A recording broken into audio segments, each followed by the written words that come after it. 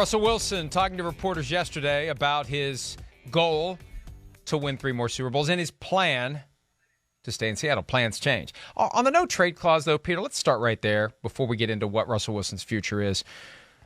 I think a no trade clause for a quarterback, a franchise quarterback, is meaningless because you're not going to trade for a franchise quarterback who doesn't want to play for you. Carson Wentz, for example. I can't remember who else was in the mix for Carson Wentz, but you drop out. I think the Bears were the team that dropped out. Yeah, because he didn't want to go there. You don't want the guy who's the most important player on your roster, who you are counting on to show up early, stay late, study film, set the tone, hold teammates accountable, basically be a member of management among the employees. You don't want that guy to not want to be there. You just don't want that. So I think the no trade clause is irrelevant. The Seahawks aren't going to be able to dump Russell Wilson onto a team he doesn't want to go to because that team's not going to want him if they know that Russell Wilson doesn't want to be there. But regardless, the question is, does he want to be in Seattle? We know he's going to say all the right things. He may think something otherwise. His agent may say something differently. Crystal ball time. What is Russell Wilson's future? Is it in Seattle or is it elsewhere, Peter? I wish I had a clear crystal ball. I just don't. My gut feeling is that if Russell Wilson was unhappy after last season and glum for whatever reason, either the long-term direction of the Seahawks or, just wanting a fresh start somewhere else, if that's the way he was last year. And we still don't know from Russell Wilson whether indeed that was the case. But, it sure seemed like that was the case. And if it was the case last year, I don't know how his attitude could be improved or, his anger assuaged after a whatever it's going to be 6-11 or 7-10 season this year in Seattle, which would be clearly, easily his worst year as a member of the Seahawks.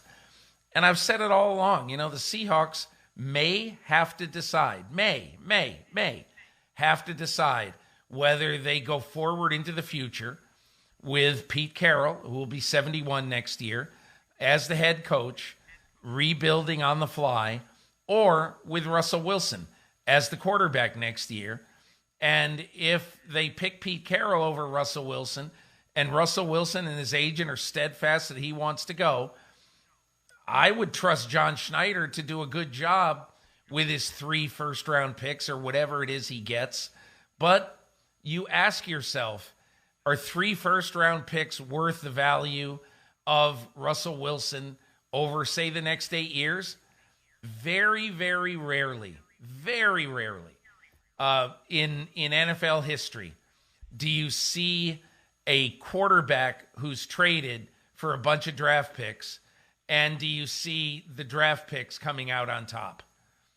But again, we'll see. The one X factor here to me is John Schneider. I think John Schneider is a top 3 general manager in this league. You can say whatever you want about Jamal Adams, and that was terrible value for Jamal Adams.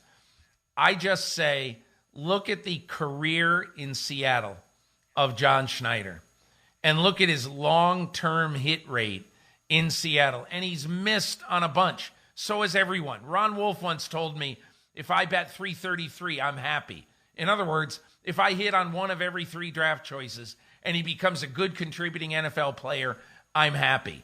So you're going to fail. Why did Jimmy Johnson, for years and years and years, only want to stockpile picks? Because he knew he wasn't any more genius than anybody else. He was probably a little smarter than everybody else, but he wasn't a genius. He knew that he was going to fail on a bunch of picks. So, and Schneider is that way. But anyway, I think the Seahawks first have to determine, can we go forward with this triumvirate? Pete Carroll, Russell Wilson, John Schneider, into what is going to be a tough next couple of years because your division is so good. Do you want to? Does Russell Wilson want to do that? And I think the next few weeks are going to speak volumes. It's hard to assess this from the Seahawks perspective because current owner Jody Allen is every bit as mysterious as her late brother Paul was. We don't know what she thinks, what she wants, how she's going to assess the situation. There was a report from NFL media a few weeks back that she's unhappy with where the team is, which shows that she's at least paying attention because she should be unhappy with where the team is. But from Russell Wilson's perspective, in my mind, there's a flow chart. There's a progression to all of this. And step one is whether or not Pete Carroll returns as the coach, because I could see Russell Wilson having a very different viewpoint on whether or not he's happy staying put for another year, whether it's Pete Carroll or whether it's somebody else. And if it's not Pete Carroll, then the question is, who is it? Surely there's a coaching hire they could make that would cause Russell Wilson to say, oh, I'm not going anywhere. Or a coaching hire they could make that would cause Russell Wilson to say, get me the hell out of here. And I don't know whether he'd stick around for another year, Pete Carroll. We kind of assume that if they keep Pete Carroll, they're going to lose Russell Wilson. In a weird sort of way, Peter, and I thought of this as you were talking earlier, from a fan perspective, it's worse to go 12-4 and get bounced in the first round of the playoffs. It hurts more. It's more painful to you to see the other teams continue to pursue a championship than it is to know you're not getting to the playoffs at all. You can process that more easily. Now, is that the same for Russell Wilson, a season where he had the finger injury that caused him to miss more than a month, and when he came back, it was bothering him, and it's kind of a lost season? Like, I'm not as angst-ridden, potentially, if I'm Russell Wilson by this year than I was last year, because last year I thought we had a pretty damn good team, and we get bounced by the Rams at home in the wild card round. What the hell's wrong? This year, it's easier for me to process it and deal with it and just say, crap happens, let's load up the cannon and do it next year. So I don't know. I'm not ready to say he definitely is going to want to move on and have the same feelings that he seemed to have last year. So I don't know. Maybe they convince him and Jody Allen decides to keep Pete Carroll for one more year, and they just load it all up and try it again and hope he doesn't bang his hand into Aaron Donald's helmet the first time they play the Rams next season. Yeah, I don't know if I would do that if I were them, or if I would assume we're going back and we're going to be 12-5 next year. I'm not saying they wouldn't be, but something about this era right now, this period in Seahawks history, tells me this is a little bit of a line of demarcation this offseason. You know, they have to make some decisions. It's hard to make hard decisions, Mike. It really is. And that's why, in my opinion, I think, could they bring the band back together? Of course they could. Would they have a good chance to rebound next year? Absolutely. I just wonder if it's the best thing for the Seahawks for, say, the next 5 years, to bring the band back together the way it is right now.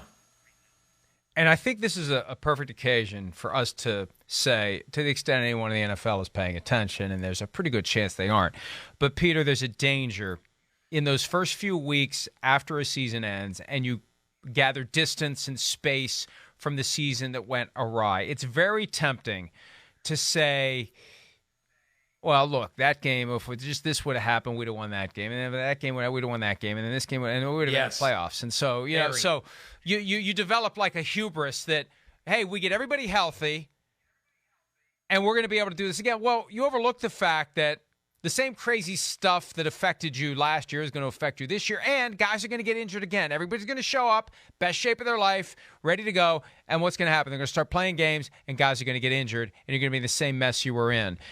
So I think that has accounted for a lot of bad decisions by teams to stay the course when they otherwise should have made changes. I mean, so many every team has 2 or 3 of those on their schedule. If you're the Patriots today, you're saying, man, if Sony Michel doesn't fumble at the 9-yard line in the first game of the year, we don't lose by 2 points with 3 minutes to go. We don't lose by 2 points to Miami. We beat Miami. And everybody's got some of those games. I get it. But it's a fool's errand, in my opinion, to do woulda, coulda, shoulda. I mean, every fired coach in the NFL, every single one looks back on his tenure and said, oh, my God, if we didn't fumble here, if we did this, if we did that. But remember, you were also the beneficiary of another team fumbling and another team stoinking a field goal off the upright. So it always goes both ways. Mike, and this is a totally different subject that could be a 2-hour show in and of itself. But that's why I rarely write about officiating. Because my whole view is that, as much as people scream about officials, when they stink for both teams. That's not the justification for a blown call. Okay, it isn't. I'm just saying that very rarely can you look at officiating and say every call or 85% of the calls are bad for team X or team Y. It just doesn't work that way. And so my view is that, things pretty much even out over the course of a game. Maybe not over the course of a game, but over the course of a season. And whether a call is bad is a matter of perspective. For the other team, it was a pretty damn good call. We'll take that call. And it balances out and evens out in the wash, as you've said, whether it's turnovers, bad calls, good calls, injuries, non-injuries, etc. Hi, I'm Mike Tirico, and thanks for watching.